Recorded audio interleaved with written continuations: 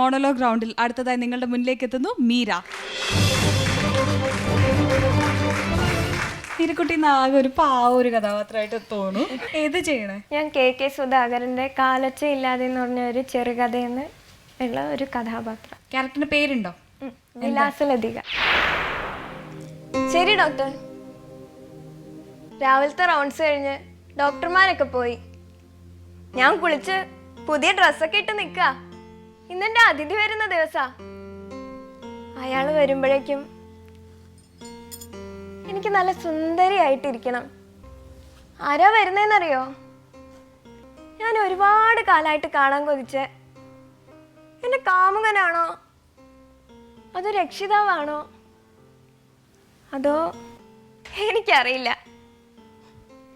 ഞാൻ ഫസ്റ്റ് DCക്ക് പഠിക്കുമ്പോഴാ അയാളുടെ കത്ത് എനിക്ക് ആദ്യമായിട്ട് കിട്ടുന്നേ. എന്നെ ഒരുപാട് പ്രാവശ്യം കണ്ടിട്ടുണ്ടെന്നും എന്നെ മറിഞ്ഞിരുന്ന് കാണുന്നതിൻ്റെ ത്രില്ല് ആസ്വദിക്കാറുണ്ടെന്നും അങ്ങനെ പലതും കത്തിൽ എഴുതിയിരുന്നു. കുട്ടമ്മാമൻ്റെ മോൻ രാഹുൽ പറയും, ഈ അജ്ഞാത കാമുകൻ ഒരു വയസ്സനായിരിക്കുന്നു. അറിയാതെ ദിവസം കഴിയുന്തോറും ഞാൻ അയാളിലേക്ക് കൂടുതൽ അടുത്തോണ്ടിരുന്നു. അയാളുടെ കത്തുണ്ടോയെന്നറിയാൻ പല ദിവസവും ഞാൻ കോളേജിലെ ലെറ്റർ ബോക്സിൽ പോയി നോക്കുമായിരുന്നു. വിലാസലതയ്ക്ക് ഇന്ന് കത്തൊന്നും വന്നില്ലേന്ന് ചോദിച്ച് കൂട്ടുകാരികളൊക്കെ എന്നെ കളിയാക്കും. പക്ഷേ എഴുതുന്ന ആളുടെ പേരോ മേൽവിലാസോ ഒന്നും കത്തിലുണ്ടാവില്ല. മിക്കവാറും അജ്ഞാതനായ ആരാധകൻ എന്നൊരു വാക്കോടെ ആയിരിക്കും കത്ത് നിർത്താറ്. അജ്ഞാതനാണെങ്കിലും അറിയാതെ ഞാൻ അയാളെ ഇഷ്ടപ്പെടാൻ തുടങ്ങി. ഞാൻ പറഞ്ഞില്ലേ, കുട്ടമ്മാവിൻ്റെ മോൻ രാഹുൽ പറയും, ഈ അജ്ഞാത കാമുകൻ ഒരു വയസ്സനാവുന്നു, അതും അല്ലെങ്കിൽ ഒരു ഭംഗിയില്ലാത്ത ഒരാളായിരിക്കുന്നു. അതുകൊണ്ടാത്രേ എന്നെ ഇത്രയും കാലമായിട്ട് കാണാൻ വരാത്തെ. രാഹുലും ഞാനുമായിട്ടുള്ള കല്യാണം പണ്ടേ തീരുമാനിച്ചതാ. എൻ്റെ പഠിത്തം കഴിഞ്ഞ ഉടൻ തന്നെ വലിയ ആർഭാടായിട്ട് നടത്താനാ വീട്ടുകാരൊക്കെ തീരുമാനിച്ചിരിക്കുന്നേ. പക്ഷേ എന്താന്ന് എനിക്കറിയില്ല, ഓരോ ദിവസം കഴിയുന്തോറും ഞാൻ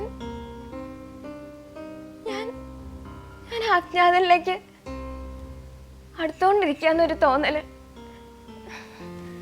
അതിൻ്റെ ഇടയിലാ ഒരു ചെറിയ തലവേദനയായിട്ട് ഞാൻ ഈ ആശുപത്രി വന്നത്. ഇവിടെ എത്തിയപ്പോൾ ഡോക്ടർമാർ പറഞ്ഞു സ്കാനിങ് വേണമെന്ന്. ഇപ്പം പറയുന്നു ഒരു ചെറിയ സർജറി വേണമെന്ന്. ഞാനിവിടെ വന്നിട്ടും അയാളുടെ കത്ത് വന്നിരുന്നു. അയാളുടെ കത്തിൽ അയാൾക്ക് ഏറ്റവും ദേഷ്യം ഡോക്ടർമാരോടാണത്രേ. എല്ലാ ഡോക്ടർമാരും കള്ളന്മാരാന്നാ പറയുന്നത്. എന്തിനാണാവോ ഡോക്ടർമാരോട് ഇങ്ങനെ ദേഷ്യം? പക്ഷേ കത്തിന്റെ അവസാനം ഒരു ഭീഷണി പോലെ അയാൾ എഴുതിയ മരുന്നുകൾക്ക് രോഗത്തെ മാത്രമേ മാറ്റാൻ പറ്റുള്ളൂ, മരണത്തെ തടയാനാവില്ലാന്ന്. ആരൊക്കെ എതിർത്താലും എന്തൊക്കെ സംഭവിച്ചാലും ഞാൻ നിന്റെ അടുത്തെത്തും. കാറ്റായി വിജനതയിൽ പൊഴിയുന്ന അഗ്നിപാതമായി ഞാൻ നിന്നിൽ അലിഞ്ഞു ചേരും.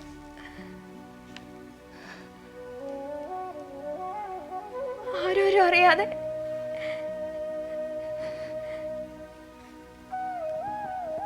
കാലൊച്ചയില്ലാതെ ഞാൻ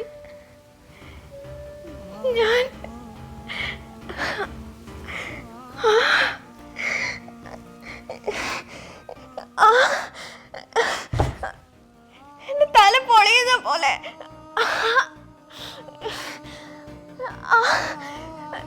ശരീരം തളരുന്നു. ഡോക്ടർ, ഡോക്ടർ, അമ്മേ.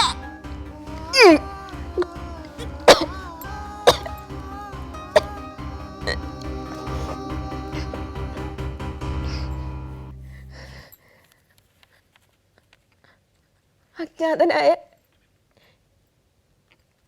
എൻ്റെ പ്രിയ സുഹൃത്തെ,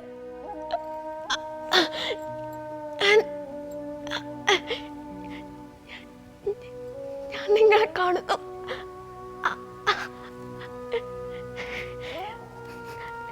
നിങ്ങളുടെ സാന്നിധ്യം ഞാനിപ്പോ അറിയുന്നു. കാലച്ചില്ലാതെ നിങ്ങൾ വരുന്നത് ഞാൻ അറിയുന്നു. അമ്മേ,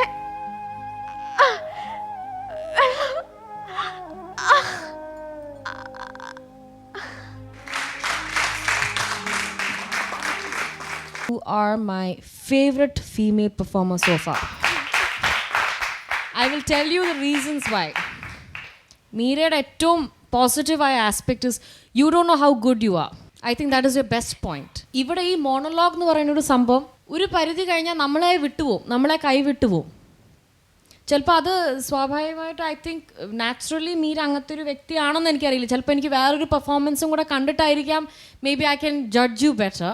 പക്ഷേ ഈ ഒരു പെർഫോമൻസ് കാണുമ്പോൾ മീര എന്ന വ്യക്തി എങ്ങനെയാണ് പിന്നെ ഈ പെർഫോമർ എങ്ങനെയാണെന്ന് എനിക്ക് ഡിഫറൻഷിയേറ്റ് ചെയ്യാൻ പറ്റുന്നില്ല. Do you understand what I am seeing? It was so subtle and I thought it was brilliant. Okay, very good, very good. Actually Meera ഇപ്പം ഞാൻ പറയാൻ പോകുന്ന പോയിന്റ്, മീര കുറച്ചുകൂടി എക്സ്പീരിയൻസ്ഡ് ആക്ടറായി വരുമ്പോഴേ ചെയ്യാൻ പറ്റുള്ളൂ. അത് ആ 3 ഞാൻ ഉണ്ട് ഇതിനകത്ത്. എന്താണത്? കാറ്റായി അദൃശ്യനായി അരൂപിയായി ഞാൻ വരും. ആദ്യത്തെ ഞാൻ അല്ലേ? ഈ ആദ്യത്തെ ഞാൻ എന്ന് പറയുന്നത് മറ്റേ ആളാണ്. രണ്ടാമത്തെ ഞാൻ എന്ന് പറയുന്നത് ഈ കഥാപാത്രം ചോദിക്കുന്നതാണ്. ഏത്? അപ്പോൾ അരൂപിയായി വരും ഞാൻ എന്നയാളുടെ ലെറ്റർ കഴിഞ്ഞു. ആ ലെറ്റർ കഴിഞ്ഞിട്ട് ഞാൻ എന്നുള്ള ചോദ്യമാണ്. മൂന്നാമത്തത്, ഓ അത് ശരി, ഞാൻ ഇല്ലാതാവാൻ പോവാണ് എന്നുള്ള ഞാനാണ്. 3 വാക്കുകളിലൂടെ തന്നെ ഈ വരുന്ന ആൾ മരണമാണെന്നും അയാൾ എന്താണ് ഞാൻ എന്നുള്ളത് ഉദ്ദേശിച്ചിട്ടുണ്ടെന്നും മരിക്കാൻ പോകുന്നത് ഞാനാണെന്നുള്ളത് 3 ഞാൻ എന്നുള്ള സാധനങ്ങളാണ് ഇത് കൊടുക്കാൻ. I mean when you try it next time, simply fantastic. Meera ഭയങ്കര നാച്ചുറലായിരുന്നു ഇന്ന്.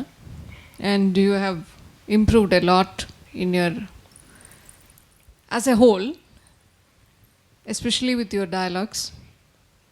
ആ ഒരു ടെൻഷൻ, ഇത്രയും ഡയലോഗ് ഓർത്തിരിക്കണു എന്നൊക്കെയുള്ള ആ ഒരു ഇതൊന്നും ഇല്ലാണ്ട് there was a beautiful flow from beginning to end. വളരെ നന്നായിരുന്നു. I'm so happy about your performance today. Very good performance.